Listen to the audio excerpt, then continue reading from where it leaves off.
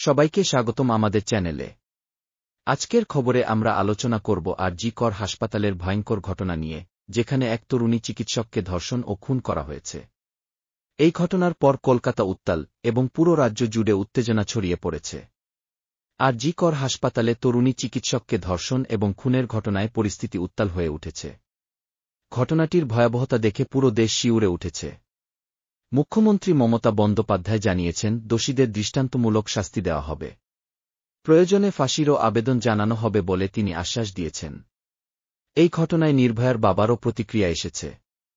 তিনি বলেন, এই ধরনের অপরাধীরা সাধারণত কোনো না কোনো রাজনৈতিক দলের ছত্রছায়ায় থাকে।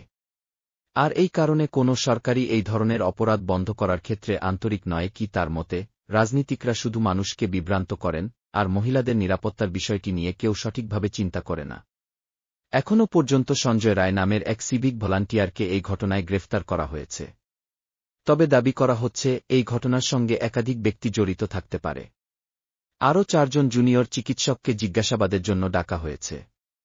এছাড়া সোশ্যাল মিডিয়ায় পোস্ট করা এক 5 জন ইনফ্লুয়েন্সারকেও তলব করা হয়েছে লালবাজারে। এই ঘটনা শুধু কলকাতার নয়, পুরো দেশের বিবেককে নাড়া দিয়েছে। আমরা সবাই আশা করি দোষীদের কঠোর শাস্তি দেওয়া হবে। আপনাদের কি মতামত এই ঘটনা নিয়ে? নিচে কমেন্ট করে জানাতে ভুলবেন না। আমাদের চ্যানেলটি সাবস্ক্রাইব করুন যাতে আমাদের সমস্ত খবর আপনার কাছে সবার আগে পৌঁছে যায়। ধন্যবাদ।